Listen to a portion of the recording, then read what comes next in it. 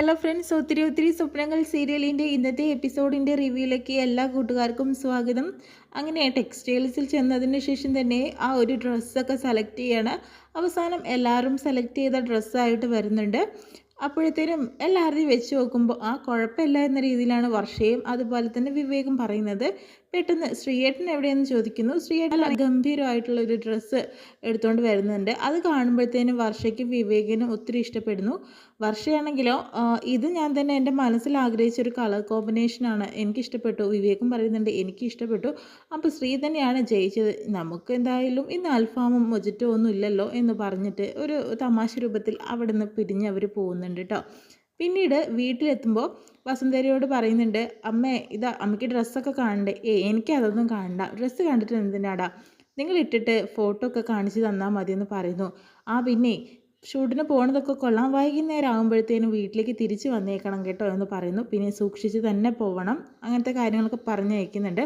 പിന്നെ ആണെങ്കിലോ എല്ലാവരും പിക്ക് ചെയ്യാൻ വേണ്ടിയിട്ട് കാറുമായിട്ട് നമ്മുടെ വിവേകം അങ്ങോട്ട് വരുന്നുണ്ട്. ആ സമയത്ത് അഞ്ജു എവിടെയും ചോദിക്കുന്നുണ്ട്. അഞ്ജു എവിടെയാണാവോ, ചെല്ലട്ടെ എന്ന് പറയുന്നു. ആ സമയത്ത് ശ്രീയോട് അടുക്കാൻ വേണ്ടിയിട്ട് അഭി ഓരോരോ കാര്യങ്ങൾ പറഞ്ഞെടുക്കുന്നുണ്ട്. എനിക്ക് പുതിയൊരു ആഗ്രഹം കൂടിയുണ്ട് ശ്രീ, ഈ ഫോട്ടോഷൂട്ട് എങ്ങനെയാണ് ചെയ്യേണ്ടത് എന്നുള്ളത്.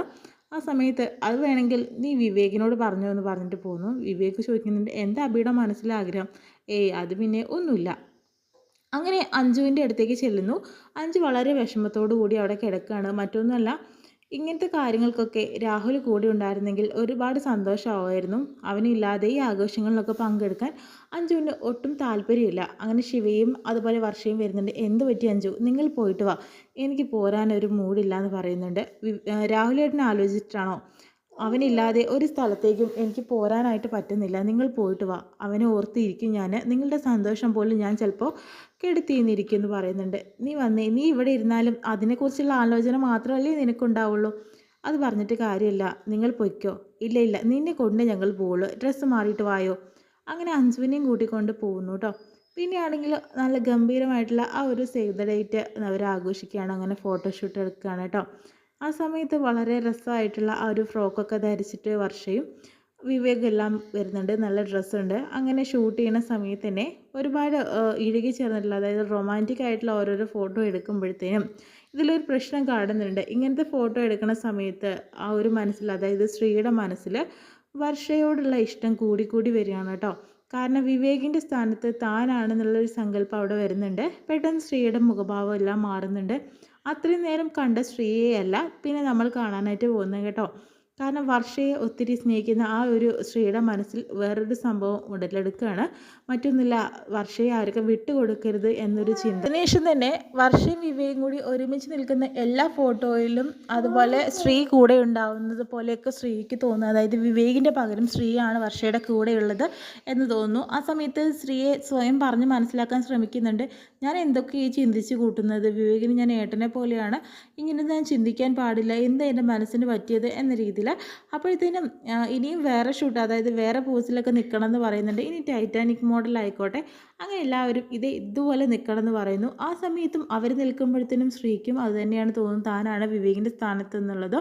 അതിനുശേഷം തന്നെ അഭിയാണെങ്കിലോ ഇടയ്ക്കിടയ്ക്ക് ശ്രീയുടെ അടുത്തേക്ക് പോകുന്നുണ്ട്. മനസ്സിൽ അഭിക്കൊരു സ്ഥാനം ഉണ്ടോയെന്ന് അറിയാൻ വേണ്ടിയിട്ട്.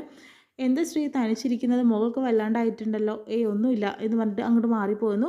അങ്ങനെ പിന്നെ ഒരു ബൈക്കിലുള്ളൊരു സീൻ കാണിക്കുന്നുണ്ട് കേട്ടോ. ആ സമയത്ത് വർഷയാണെങ്കിലോ വണ്ടിയിൽ കയറാൻ കുറച്ച് ബുദ്ധിമുട്ടുണ്ട്, ആ ഫ്രോക്കൊക്കെ ധരിച്ചതിന് ശേഷം തന്നെ. അങ്ങനെ ശ്രീയേട്ടൻ്റെ കൈയൊന്ന് പിടിക്കുമെന്ന് ചോദിക്കുന്നു. പെട്ടെന്ന് വർഷയുടെ കൈ പിടിക്കുന്നു. അങ്ങനെ ആ ബൈക്കിലേക്ക് കയറ്റി ഇരുത്തുന്നുണ്ട് കേട്ടോ. ഇതൊക്കെ തന്നെ ശ്രീയുടെ മനസ്സിൽ വർഷയോടുള്ള ആ ഒരു സ്നേഹം വീണ്ടും വീണ്ടും തെളിയിച്ചുകൊണ്ടിരിക്കുകയാണ്. അതിനുശേഷം തന്നെ ആ വണ്ടിയിൽ നിന്ന് പുറത്തിറങ്ങുന്ന സമയത്ത് വർഷ വീഴാനായിട്ട് പോകുന്നു. വർഷയെ അങ്ങ് ചേർത്ത് പിടിക്കുന്നുണ്ട് ശ്രീ.